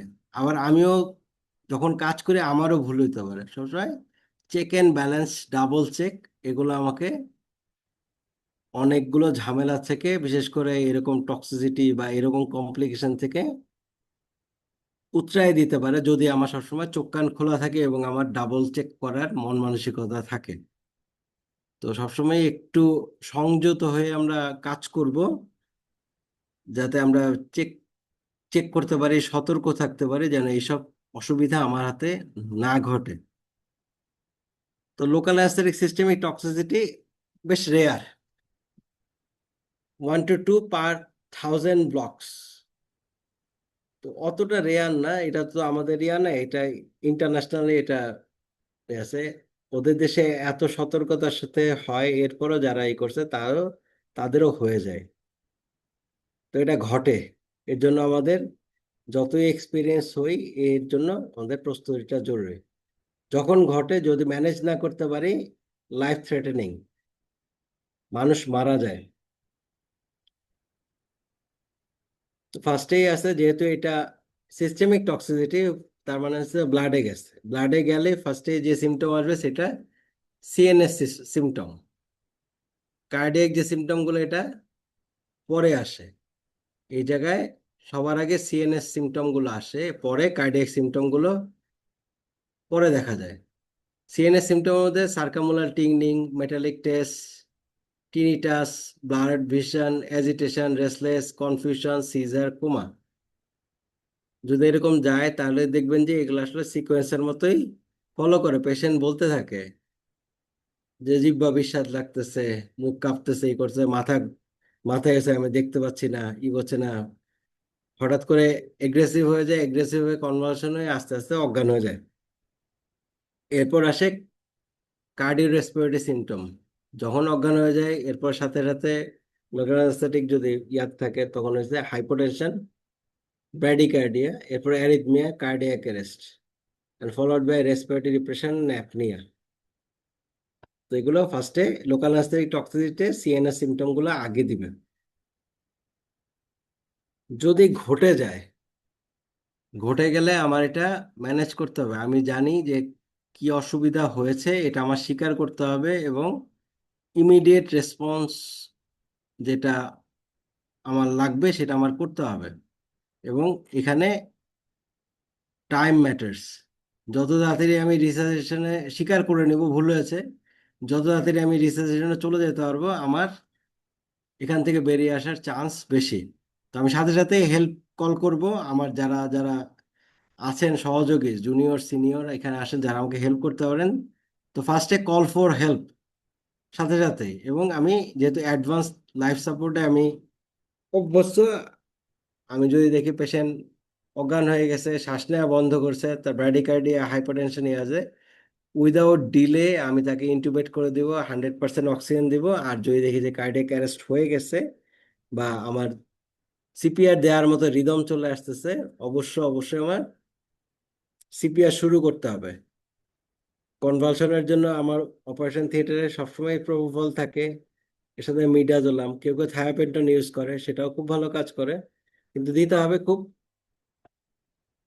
অল্প ইয়াতে, যে কনভালশনটা ইয়া করে এই করে। এর সাথে আবার অ্যাড্রেনালিন, স্মল ইনক্রিমেন্টাল ডোজে অ্যাড্রেনালিন দিতে হবে টু কাউন্টারঅ্যাক্ট ব্র্যাডিকার্ডিয়ান হাইপোটেনশন। আর ডেফিনিট ট্রিটমেন্ট যে কোনো অপারেশন থিয়েটারে বা যে কোনো ইয়াতে, যে কোনো হাসপাতালে যেখানে রিজনাল অ্যানেস্থেসিয়া হয়, স্পাইনাল ইপিডুরাল হয়, সেখানে সেই থিয়েটারে লিপিড ইমালশন যেটা বলে ইনচারলিপিড 20%, এটা থাকা জরুরি। বেশিরভাগ ক্ষেত্রে আমাদের থাকে না, কিন্তু এটা থাকা জরুরি। কারণ এটা অনেকটা ওই ইয়াগুলো, লোকাল অ্যানেস্থেটিক গুলো একটা পুলিং করে, এটা গিয়ে ওগুলো ধরে ফেলে, ক্যাচ করে। তো ফ্রি ড্রাগ থাকে না। তো আমার ওখানে টক্সিসিটির যে সিমটম থাকে, যে ইয়াগুলো থাকে, যে প্রকোপটা সে দিতে পারতো, ওখানে যদি ইয়াতে ধরে ফেলে, ক্যাচ করে ফেলে, জাস্ট লোকাল অ্যানেস্থেটিক ও চারপাশেই করে, লোকাল অ্যানেস্থেটিক ফাংশন করতে দেয় না লিপিড ইমালশন গুলো। তো এটা ডেফিনিট ট্রিটমেন্ট, এটা লাগবে। তো ফার্স্টে আমরা শুরু করব, যে হয়ে গেছে তাহলে ইন্টারলিপিড যেটা আছে সেটা 1.5 ml per kg per minute, 1 minute 1.5 ml per kg per minute করে ওভার 1 মিনিট দিব। এটা দিব হচ্ছে বোলাস। বোলাস দিলাম, বোলাস দেওয়ার পর এরপর ইনফিউশন চালাবো 0.25 ml per kg per minute for 5 minutes. এর মধ্যে আদার রিসেশন চলতেই থাকবে, এটা শুধু লিপিড ইমালশন। এবার যদি 5 মিনিটের মধ্যে যদি ইমপ্রুভ না করে, তার সেকেন্ড বোলাস দিব, ওটা 1.5 ml per kg per minute. আর তখন ইনফিউশনটা ডাবল করে দিব, 0.5 ml per kg per minute for 5 minutes. আর এরপরে দেখিয়েছে থার্ড বোলাস দেওয়া যায়, থার্ড বোলাস দিয়ে এরপর আবার ওই 0.5 ml per kg per minute এভাবে ইনফিউশনটা চলতে থাকবে। ম্যাক্সিমাম 1 লিটার দিতে বলা হয়, আর ডোজ থাকে 12 ml পার কেজি। এটা দিলে যদি কাজ হয় এটুকু দিলে হয়ে যাবে, এছাড়া বেশি দিয়ে লাভ নাই। এরপর যে পেশেন্ট যদি ফিরে আসে, ফিরে আসার পরেও আবার 6 ঘন্টা মনিটরিং করতে হবে। ঠিক আছে, এইটা হচ্ছে গিয়ে local anaesthetic systemic toxicity management. খুবই সিম্পল ম্যানেজমেন্ট, কিন্তু ইন্টারলিপিড লাগবে। যেখানে আমরা লোকাল অ্যানেস্থেটিক নিয়ে কাজ করি, ব্লক নিয়ে কাজ করি, সেখানে ইন্টারলিপিড থাকা জরুরি। ওকে, নাও এখন আমার জেনে নেওয়া দরকার আমরা কোথায় ব্লক দিব না। যখন আমি পেশেন্ট কনসেন্ট দেয় নাই, পেশেন্ট রিফিউজ করছে, আমি ওইসব জায়গায় ব্লক দিব না। যে জায়গায় ব্লক দিব সেখানে ইনফেকশন আছে, পেশেন্ট সেপসিস আছে, সেপটিক পেশেন্টকে আমরা লোকাল ব্লক দিব না। কারণ এটা অনেক সময় দেখা যায় যেমন নিচের ইয়াতে সিম্পাথেটিক ব্লক করে ফেলে, সেপসিসে ইয়ে করলে ফার্দার আমার ডিটোরিয়েট করবে পেশেন্ট। তো লোকাল ইনফেকশন সেপসিসে ব্লক দিব না। নন লোকাল অ্যানাস্থেটিক টক্স অ্যালার্জি। লোকাল অ্যানাস্থেটিক সাধারণত অ্যাস্টারে বেশি হয়, অ্যামাইডে কম হয়। এরপরও কারো কারো ক্ষেত্রে জানা থাকে যে আমার অমুকটা ইঞ্জেকশনে অ্যালার্জি হয়েছিল, ওরকম যদি কোনো হিস্ট্রি দেয় আমরা দিব না। Coagulopathy anti coagulant. কোয়াগুলোপ্যাথি যার প্লাটলেট কাউন্ট কম থাকে, যে পিটি আয়নার বেশি থাকে, তারপর সে অ্যান্টি কোয়াগুলেন্ট যে ইউজ করে, যে অ্যান্টি প্লাটলেট বলে 3 দিন বন্ধ রাখতে, কোনো কোনো ইয়ে আছে 5 দিন বন্ধ রাখে, ক্লপিডোগ্রিল 5 থেকে 7 দিন। এবং আমার যদি কোনো অ্যান্টি প্লাটলেট ইউজ করে তাহলে সেই মোতাবেক আমাকে বন্ধ রাখতে হবে। কারণ এখানে যে কোনো জায়গায় নার্ভের পাশে ভ্যাসেল থাকে, সবসময় নার্ভের সাথে ভ্যাসেল যায়, তো ইনজুরি হয়েই যেতে পারে। এবং যদি ওরকম হয় তাহলে সেটার প্রিকশন কিভাবে নিতে হবে সেটা আমাদের জেনে রাখা জরুরি। আর যে পেশেন্টগুলো কোঅপারেটিভ না, রেস্টলেস, কথা শুনে না, নড়াচড়া করবে, এইসব পেশেন্টকে ব্লক দেয়া ঠিক হবে না। যার রেজ আইসিপি আছে এসব পেশেন্টকে আমরা ব্লক দিব না। আর হচ্ছে যার প্রি এক্সিস্টিং নিউরোলজিক্যাল ডেফিসিট আছে, এটা এটা এক্ষেত্রে সাধারণত ব্লক দিতে মানা করে। কারণ ডেফিসিট ইয়াতে আছে, পেশেন্টের ক্ষতি হতে পারে। তো বলা হয় প্রি এক্সিস্টিং নিউরোলজিক্যাল ডেফিসিট থাকলে ওই পেশেন্টকে ব্লক দিও না। ওকে, তো আমরা লোকাল টক্সিসিটিও পড়েছি, করছি। এখন আমি ছোট্ট একটা ভিডিও দেখাইতে চাই। আহ এই ভিডিওটা বারবার দেখে মাথায় নেওয়া জরুরি। আমরা সবাই জানি ডার্মাটোম মায়োটোম, কিন্তু এটা একটা মজার মজার মতো করে বানানো। আমার মনে হয় এটা মনে রাখতে সুবিধা হবে, যেন আমরা ইজিলি কোথায় ব্লক দিচ্ছি, কোনটা মিস হয়েছে, কোনটা ইয়ে হয় নাই, সেটা আমরা বুঝতে পারি।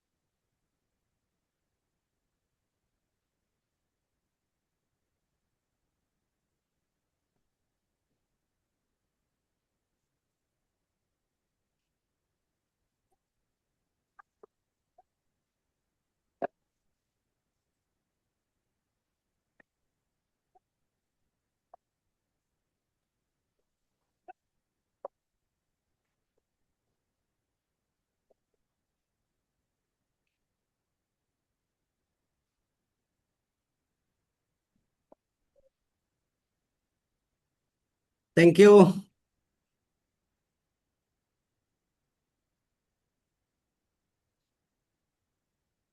আজকের মতো ক্লাস শেষ। কারো কোনো কোশ্চেন আছে?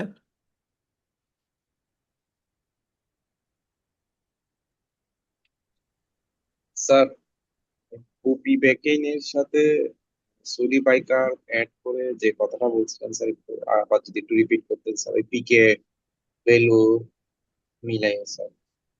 ওই সাধারণত ব্লাডের পিএইচ কত?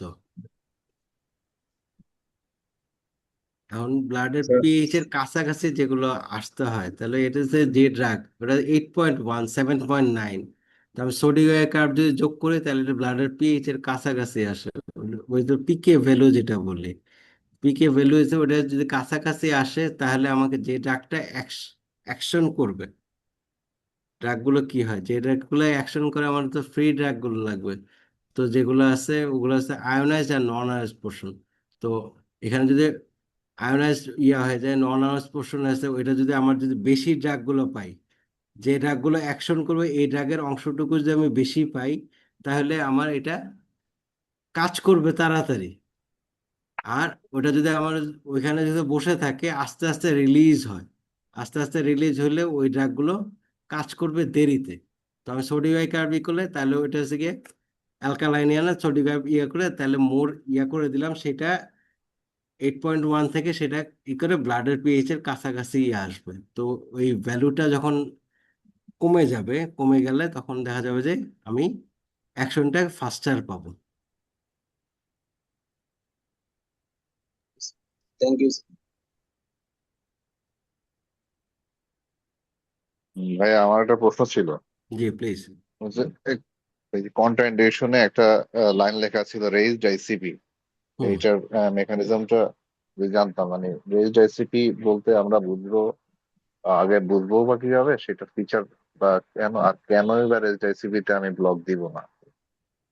সাধারণ মানে যার আইসিপি থেকে তার তো নিউরোলজিক্যাল নানা রকম সিমটম থাকে, থাকে। তো মেকানিজম রেজড আইসিপি থাকলে সাধারণত স্পাইনাল, ইপিডুরাল এবং বলছে যে রিজনাল অ্যানেস্থেসিয়া বা ব্লকগুলো এগুলো দিতে মানা করা হয়।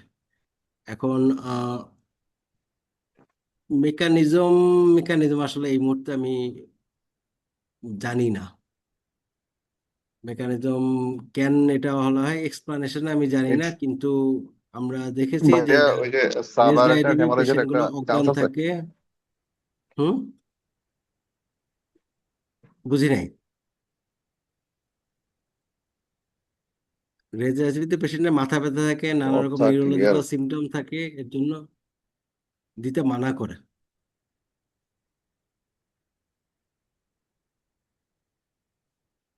আর আমি ব্যাখ্যাটা জেনে যদি আমি ডেফিনেট থাকে আমি সেটাই করব, আপনাকে আমি আগামী ক্লাসে জানাবো।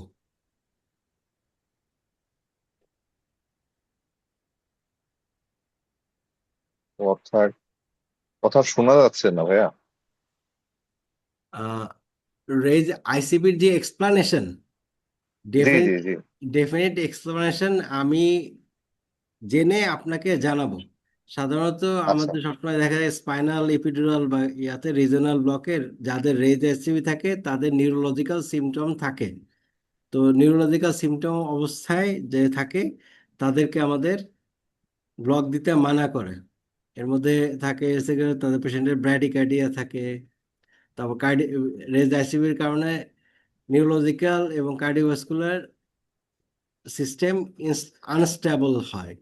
তো ওইসব ক্ষেত্রে সাধারণত আমরা রিজনাল অ্যানেস্থেসিয়া দিতে মানা করে। আর ডেফিনিট যে ব্যাখ্যা এটা আমি আপনাকে আগামী জি জি ক্লাসে দিব ইনশাআল্লাহ। ঠিক আছে, থ্যাংক পলাশ কিছু বলবেন? স্যার আমার একটা প্রশ্ন ছিল স্যার, যে আমরা ব্রাকিয়াল প্লেক্সাস ব্লক দিয়ে কি স্যার আমরা কোনো ক্যান্সার পেইন ম্যানেজমেন্ট করা পসিবল কিনা স্যার? ক্যান্সার পেইন ম্যানেজমেন্ট আসলে আহ ওইটা অ্যাবলেশন করতে হয়, শুধু ব্লক দিয়ে ম্যানেজমেন্টেতে আমি তো, যদি ইয়া থাকে ক্যান্সার পেশেন্ট, বেশি যদি হাতে যদি কোনো ক্যান্সার থাকে ইয়া থাকে তাহলে বলতে স্টিলের গ্যাংলিয়ন ব্লকগুলো সিম্প্যাথেটিক যে আছে সেটা ব্লক দেওয়া বলা হয়। আর এখানে যদি হাতে ব্যথা থাকে ইনফ্রাক্লাভিকুলার অ্যাপ্রোচে এখানে ক্যাথেটার রাখা যায়, যেটা কন্টিনিউয়াস এখানে ইনফিউশন দেওয়া যায়, ওইটাই কাজ করতে পারে ইনফিউশনে। বাট যদি হাতে কোনো ক্যান্সার থাকে ইয়া থাকে শুধুমাত্র এটা দিলে শর্ট টার্ম তাকে হেল্প করা যাবে, কিন্তু লং টার্মে এটা করা যাবে না। তখন হাতে যখন কোনো প্যাথোলজি থাকে স্টিলেট গ্যাংলিয়ন ব্লক করতে বলে, ব্রাকিয়াল প্লেক্সাস অ্যাবলেশন করতে বলে। কিন্তু শুধুমাত্র ব্লকে যে আমরা রিজিওনাল অ্যানেস্থেসিয়ার যে ব্লকগুলো দিই এটাই রিকমেন্ডেশন পাই নাই, কিন্তু অ্যাবলেশনে আছে, অ্যাবলেশনের রিকমেন্ডেশন আছে। তারপর ওইখানে যে স্টিলেট গ্যাংলিয়ন আছে ওই ওই ওই ব্লকগুলোই আছে, কারণ ক্যান্সার পেইনটা মিক্সড টাইপ অফ পেইন, শুধুমাত্র সোমাটিক পেইন না। তো এখানে আমাকে ওগুলো, ওই অংশ ওই পোর্শনগুলো চিন্তা করে এটা ডিসিশন নিতে হয়। স্যার তার মানে স্যার যদি কোনিক পেইন হয় স্যার, সেক্ষেত্রে আমরা ক্যাথেটারাইজেশন করে আমরা স্যার নির্দিষ্ট সময় পর পর ড্রাগ দিয়ে সেটা স্যার আমরা ম্যানেজমেন্ট করতে পারি স্যার, তাহলে মানে ব্রাকিয়াল প্লেক্সাস ব্লকের মাধ্যমে। ইনফ্রাক্লাভিকুলার এখানে এখানে ইনফ্রাক্লাভিকুলার অ্যাপ্রোচে এখানে এসে ক্যাথেটার রাখা যায়, ক্যাথেটার ফিক্স করে রাখা যায়, ওইটা আছে। কিন্তু এটা লং টার্ম তো আমি ইউজ করতে পারবো না। তো আমাকে ওইটা আছে গিয়ে লং টার্ম ইউজ করার জন্য আমার হাতে অল্টারনেটিভ করতে হবে। আমি একটা স্টিলেট গ্যাংলিয়ন ব্লক দিয়েছি, ইয়া করছি বা এখানে অ্যাবলেশন করছি, সেটাতে কাজ করতে হয়তো সময় নেয়। ওই সময়টুকু কেনার জন্য হয়তো আমি ইনফিউশন রাখতে পারি, যে ওই ব্লকটা আমার কাজ করা শুরু করবে কিন্তু কিছুদিন পরে দেরি করে, সাথে সাথে আসলে অ্যাবলেশনগুলোর সাথে সাথে কাজ করে না। তারপর হচ্ছে স্ট্রেট গ্যাংলিয়নও সাথে সাথে কাজ করে না, ওই ব্লকগুলো এস্টাবলিশ হতে সময় নেয়। সেই সময়টুকু কেনার জন্য আমার এখানে ইনফিউশন দিলে আমার এই ব্যথাটা কম থাকবে। Okay sir, thank you sir. Safayet কিছু বলবেন? জি স্যার। স্যার, বলুন। সুপ্রা ক্লেভিকুলার ব্লক অথবা ইন্টারস্ক্যানিক ব্লক স্যার, ওখানে ওই ট্রান্সডিউসারের পজিশন অথবা সাথে আল্ট্রাসাউন্ডের ইমেজ নিয়ে স্যার। এটা আগামী ক্লাসে লাইভ জি স্যার। দেখাবো। আচ্ছা স্যার। আগামী ক্লাসে প্র্যাকটিক্যালি যে ডেমনস্ট্রেশন এটা লাইভ দেখাবো। কারণ হাতের পুরা প্রত্যেকটা নার্ভই আমি যদি ইয়ে হয়, আল্লাহ সহায় হয়, আমি প্রত্যেকটা নার্ভ কোন দিকে যায়, কি করে, কোথায় ব্লক দিতে হয়, কোন জায়গায় টপ আপ করতে হয়, কোন অংশটার ডিসিশন মেকিং যেগুলো বলে, যে জি আমার স্যার। আমার হাতে আছে, হাতে সার্জারি হবে, আমি ইন্টারেস্ট দিছি, কাজ হবে না, কারণ আমার আলনা স্পেয়ারিং হবে। তো আমি ওগুলো হচ্ছে ওগুলো অ্যাকর্ডিং টু ডিসিশন আমি সেগুলো স্ক্যান করে এবং কেন আসলে কোন রিজনের জন্য কোন ব্লকটা অ্যাপ্রোপ্রিয়েট সেগুলো আমি আগামী ক্লাসে ইনশাল্লাহ বলবো। আগামী দুই ক্লাসে ব্রাকিয়াল প্লেক্সাসও আগামী দুইটা দুইটা মডিউলে আছে, সুপ্রা সুপ্রা ক্লাভিকুলার অ্যাপ্রোচ আর ইনফ্রা ক্লাভিকুলার অ্যাপ্রোচ। আমি চেষ্টা করব যে এই ইয়াতে যতগুলো অ্যাপ্রোচ আছে আমি সবগুলোই যেন এক্সপ্লেইন করতে পারি। জি স্যার, থ্যাংক ইউ। ওকে। ওয়াহেদ কি পলাশ কি আর কিছু বলবেন আরো? না স্যার, আমার প্রশ্ন শেষ স্যার, আমি আর কিছু বলবো না স্যার। ওকে। Okay sir. আহ আর কারো কোনো জিজ্ঞাসা আছে?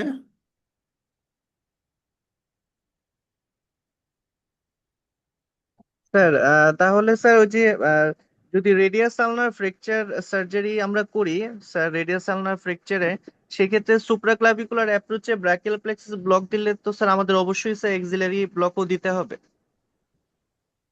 না, রেডিয়াস চালনা তো আমি শুধুমাত্র সুপ্রা ক্লাভিকুলারই আমি হ্যান্ডেল করতে পারি, এক্সিলারি ক্যান দিব। এক্সিলারি ব্লক সাধারণত রিস্টে ভালো কাজ করে, রিস্ট বা ফোর আর্মের নিচের দিকে ইয়াতে কাজ করে।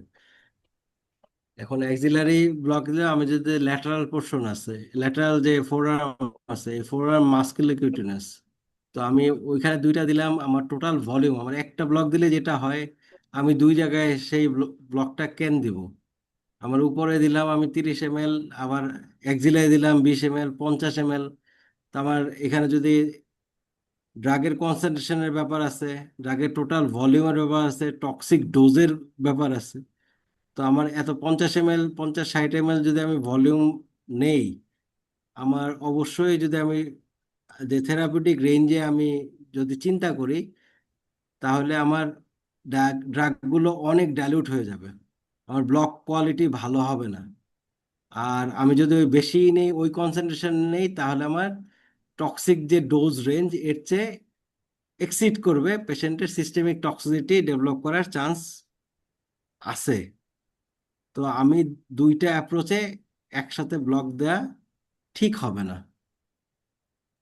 বুঝতে পারছি স্যার। অনেকে আমি দেখছি অনেকে করে, অনেক জায়গায় ইয়া করে, যে একটা আছে, একটা এ আছে, একটা অ্যাপ্রোচে না, দুইটা দুইটা দিলে ব্লকটা ভালো হবে ইয়ে হবে। আসলে ব্যাপারটা আসলে দুইটা ব্লকের ইয়া না। সে আমরা বেশিরভাগ ক্ষেত্রে কি করি যে ওইটা একটা দিছি, এরপর আমার কিছু অংশ যদি মিস হয়ে যায়, তাহলে আরেকটা নিচের বা একটা দিয়ে দিই। এই থাকে আসলে আইডিয়া। তো নিচে রয়েছে, এখন আমি যদি ওটা বুঝি না, এগুলো ব্যাপারটা হচ্ছে গিয়ে আন্দাজে করি, আমি বুঝি না যে কোনটা আমার মিস হইতে পারে। যদি আমার যেটা মিস হইতে পারে বা এই জায়গাটা মিস হয়ে গেছে, সেটা আমি আর্মে কিংবা ফোর আর্মে নেগোশিয়েট করতে পারি।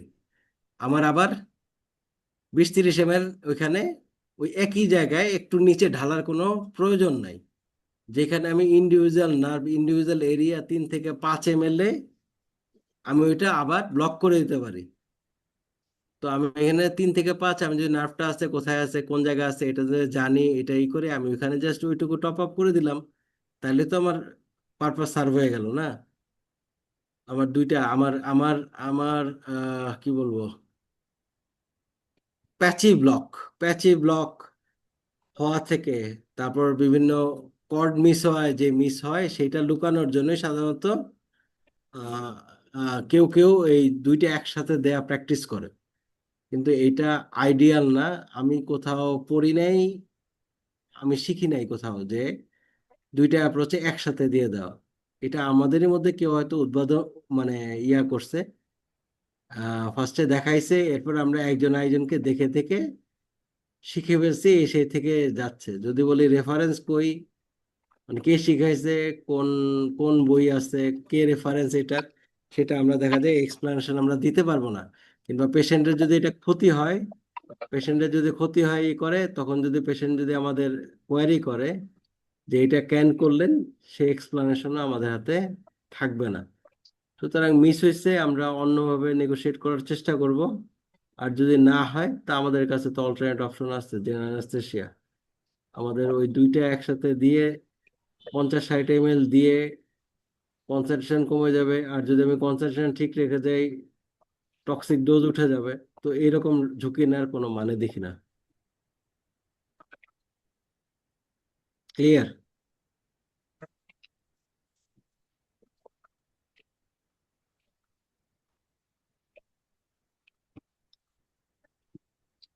নাকি বুঝতে পেরেছেন? হ্যাঁ হ্যাঁ, জি স্যার, বুঝতে পারছি স্যার। ওকে। আরো কার কোনো কোশ্চেন আছে?